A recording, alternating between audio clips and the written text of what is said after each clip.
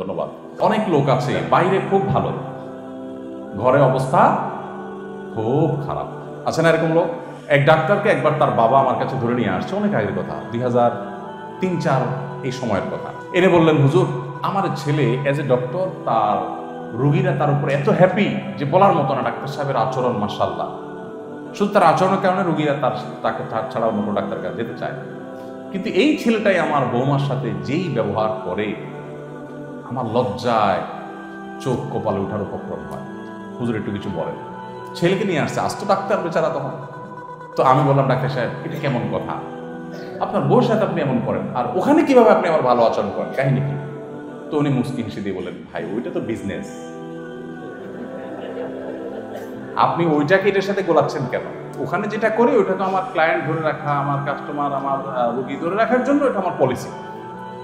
তাই বললাম, আপনার রুগী ধরার জন্য, ধরে রাখার জন্য এত গরজ হলো, বউ ধরে রাখার গরজ নাই? কেমন কথা? দেখুন, আমাদের বেশিরভাগ মানুষ কিন্তু এই রোগের রোগী। যে ভাই প্রশ্ন করছেন তার বাবার ব্যাপারে, আমি যদি এখন বলি তো আপনারা মিলাতে পারবেন। আমি কয়েকটা এক্সাম্পল দিই, আপনারা মিলাতে পারবেন। অনেক লোক আছি আমরা, আমাদের স্ত্রী, মা, বোন, আমাদের পরিবারের সদস্য, তাদের সাথে আমাদের ছেঁচড়ার মতো আচরণ হয়, কিন্তু বাইরের লোকদের সাথে খুব সুন্দর আচরণ। ধরেন আপনি দোকানদার, মহিলা কাস্টমার আসছে আপনার দোকানে কেনাকাটা করবে, মহিলা কাস্টমারের সাথে আপনার বিহেভিয়ারটা কেমন হয় বলেন? সুবহানাল্লাহ। শুধু ভালো, শুধু ভালো বললে তো এটা পুরো অবস্থা তুলে ধরা হয় না। মানে আপনার শরীরের যত সুগার আছে, যত মিষ্টতা আছে, যত মধুরতা আছে, সবগুলোকে একত্র করে এরপরে আপনি বলেন, আপু বসেন। এত মিষ্টি আচরণ করে, আপা বসেন, এই আমার জন্য একটা পানি নিয়ে আসো, চা নিয়ে আসো, আপা কি খাবেন বলেন, আরে কেনাকাটা পরে আগে কথা বলেন, আগে কি খাবেন বলেন, কত কাহিনী। আর যদি কেনাকাটা হয়ে যায় তো কোনো কথাই নেই, এবার পারলে চা, কফি, আরো কিছু খাওয়ান, তাই না? একই সময় যদি আপনার বউ ফোন দেয়, অনেকের কথা বলছি, সবাই না, একই সময় যদি বউ ফোন দেয়, তখন ফোনটা ধরেই একটা ঝাড়ি, তাই না? বিসমিল্লাহ, যে তোমার কি বাসায় কোনো কাজ কাম নাই? একটু পরপর ফোন, একটু পরপর ফোন, তো কেনা বেচা করতে পারি না, তোমার জরুরি কিছু বলবা কিনা সেটা বলো। এই অবস্থা না আমাদের? মহিলাদের অবস্থা এর চাইতে ভিন্ন কিছু না। বোনদের খুশি হওয়ার কোনো কারণ নাই। মহিলারাও দেখা যায় যে বাহিরে যাওয়ার সময় খুব সেজে গুজে পরিপাটি, বাসায় অনেক মহিলা আছে পেত্নির মতো থাকে। তার স্বামীর সাথে সামনে তার সাজা গোজা দরকার, এখানে সাজা গোজা নেই। বাহিরে যাবে দুনিয়ার বেহুদা পাবলিক, যারা তারে মহর দেয় নাই, কিছু না, তাদের জন্য সেজে গুজে বাইর হবে। তো আমাদের এটা রোগে পরিণত হয়েছে যে আমাদের যেখানে ভালো ব্যবহার করতে বলা হয়েছে সেখানে আমরা ছেঁচড়ার মতো আচরণ করি, আর যেখানে ভালো ব্যবহার এত হকদার না সেখানে সব ভালো ব্যবহার প্রয়োগ করি। দেখুন, নবী করিম সাল্লাল্লাহু আলাইহি ওয়াসাল্লাম এই জন্য কিন্তু আমাদের পুরুষদের ব্যাপারে স্পেশালি আমাদের জন্য আমাদের চারিত্রিক সনদপত্র নেওয়ার জন্য যে জায়গা নবী সাল্লাল্লাহু আলাইহি ওয়াসাল্লাম ঠিক করে দিয়েছেন সেটা হলো আমাদের স্ত্রী, তাই না? নবী সাল্লাল্লাহু আলাইহি ওয়াসাল্লাম বলেছেন, খায়রুকুম লিআহলিহি ওয়া আনা খায়রুকুম লিআহলি। তোমাদের মধ্যে সবচেয়ে উত্তম হলো যে তার ফ্যামিলির কাছে ভালো। কোন কোন হাদিসে আসছে তার স্ত্রীর কাছে ভালো। আর নবীজি এও বলেছেন যে তোমাদের মধ্যে স্ত্রীর কাছে যারা ভালো হতে পেরেছে তাদের মধ্যে আমি সবচেয়ে বেস্ট ওয়ান। নবী সাল্লাল্লাহু আলাইহি ওয়াসাল্লাম তার কথা বলেছেন, তার কোনো স্ত্রী তার সম্পর্কে কোনো অভিযোগ করবার সুযোগ পায় নাই কখন। তার একাধিক স্ত্রী ছিল, আপনারা জানেন। একাধিক স্ত্রী থাকলে সাধারণত একটা মনোমালিন্য টুকটাক হয়, হতে পারে। একাধিক স্ত্রী না থাকলেও স্বামীর সাথে মনোমালিন্য হয়, হতে পারে। নবী সাল্লাল্লাহু আলাইহি ওয়াসাল্লামের জীবনে যে সেটা হয় না তা কিন্তু না, হয়েছে। এমনও হয়েছে নবী সাল্লাল্লাহু আলাইহি ওয়াসাল্লাম অভিমান করে মসজিদে এসে শুয়ে আছেন, বাসায় আর যাবেন না, অভিমান করেছেন। হযরত ওমর, অন্যান্য সাহাবীরা, সিনিয়র সাহাবীরা রাদিয়াল্লাহু তাআলা আনহুম, তারা এসে মধ্যস্থতা করে সেটা মিটমাট করেছেন। কিন্তু কখনো স্ত্রীর সাথে মুখ খারাপ করে বা কটু কথা বলে বা কোনোভাবে তাদেরকে কষ্ট দিয়ে আঘাত করে সম্পর্ক নষ্ট করার মতো কাজ কখনো নবী সাল্লাল্লাহু আলাইহি ওয়াসাল্লাম দ্বারা হয়নি। আদর্শ স্বামী ছিলেন তিনি, গোটা পৃথিবীর স্বামীদের আদর্শ ছিলেন তিনি।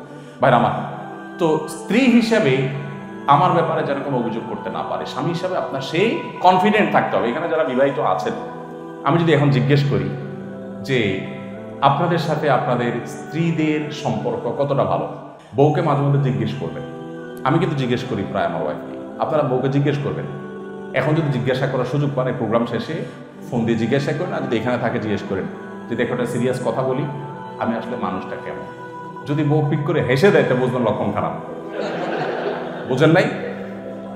হেসে দেওয়ার মানে হলো যে ওরে চান্দু, তুমি মানুষটা কেমন, যেই ব্যবহার তোমার, ছেঁচড়ার মতো যা তুমি করো, একটু মেজাজ গরম হলে চুলতে নুন বেশ কম হলে যা করো, চুন থেকে নুন খসলেই তোমার আচরণ যা হয়, তুমি মানুষটা কেমন অনুভব, হাইসা দিলে বুঝবেন যে লক্ষণ খারাপ।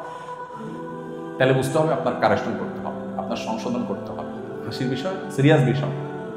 আমি একেবারে মানে সত্যি কথা যদি বলি, আমি প্রতিনিয়ত বিয়ের পর আমি নিজেকে চেঞ্জ করার চেষ্টা করছি যে আমার স্ত্রীর আমার কোনো কাজে কোনো কথায় কষ্ট হচ্ছে কি, আমি দেখি একটু সংশোধন করে সামনে আগানো যায় কিনা। আলহামদুলিল্লাহ আমি নির্দ্বিধায় বলতে পারি যে আমি এই লেভেলে আমি এখন বলতে পারি যে আমার স্ত্রী আমার পরে বলবে না তুমি মানুষটা খুব ভালো।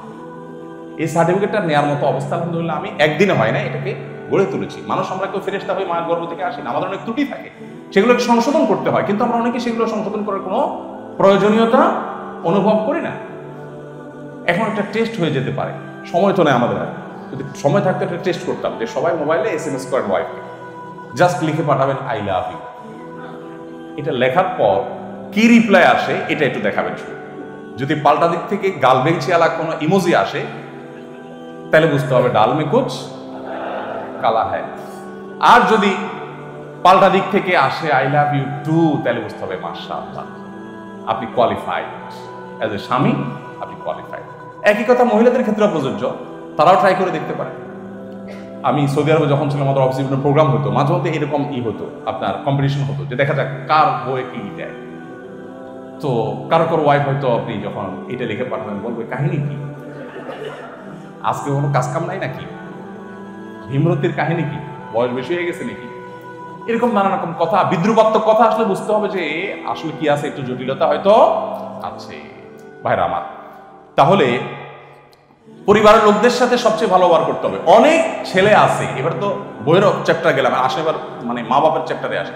অনেক পুরুষ আছেন যারা সবচেয়ে নোংরা নিকৃষ্ট আচরণটা করেন নিজের মায়ের সাথে।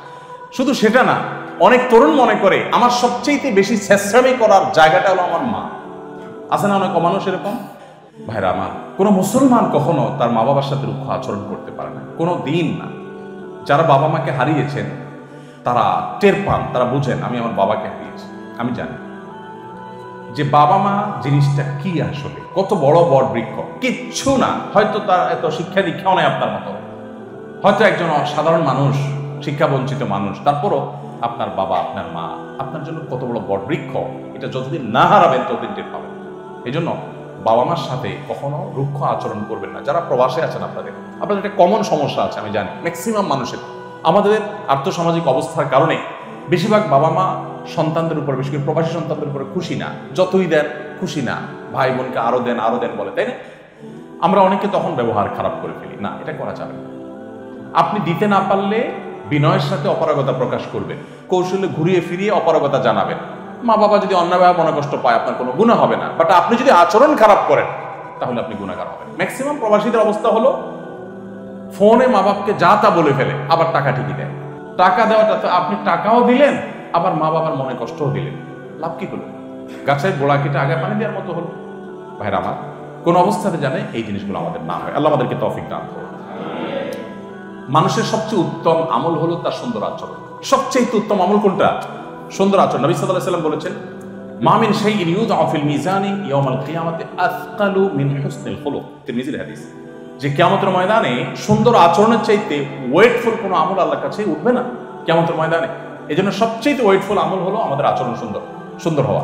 নামাজি কালামে মুসলমান আপনি যা পাবেন না পাবেন, সহি আকীদা আলা মুসলমানও পাবেন কম বেশি, কিন্তু সুন্দর আচরণওয়ালা মুসলমান এটার দুর্ভিক্ষ চলছে, আকাল চলছে আজকে সমাজে। আল্লাহ তাআলা আমাদেরকে আচরণগুলোকে সুন্দর করার তৌফিক দান।